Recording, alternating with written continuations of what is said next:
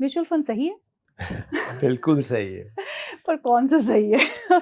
3000 से ज़्यादा funds available है। किस फंड में किस समय पे निवेश करना है ये किसी को क्लियर नहीं है।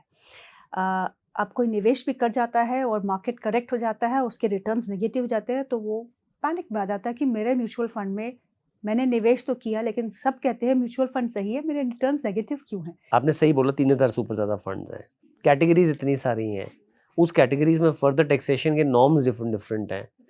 तो वेल डिफाइंड एक एक स्ट्रैटेजी बनानी पड़ेगी जिसे आप गोल प्लान बनाएंगे। अगर मान लीजिए आपका गोल ही 3 4 5 साल के कम का है, तो आप इक्विटी जा ही नहीं सकते हैं उसमें। तो आप या तो बैलेंस एडवांटेज फंड करें, इक्विटी का फ्लेवर चाहिए, या आप एसेट एलोकेटर फंड करें, या मल्टी एसेट फंड करें। अगर 5 साल से ऊपर का व्यू है तभी आप इक्विटी एलोकेशन के बारे में सोचिए। अदरवाइज बिकॉज सब कर रहे हैं इसलिए मैं करूं, वो तरीका सही नहीं है।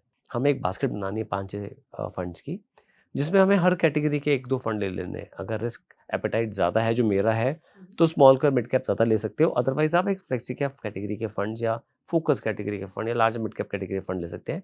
और फ्लेवर के लिए जैसे हम दाल में तड़का बोलते हैं, आप उसमें कोई सेक्टोरल या टेक्निकल बेट ले सकते हैं कि ठीक है ये सेक्टर चलेगा।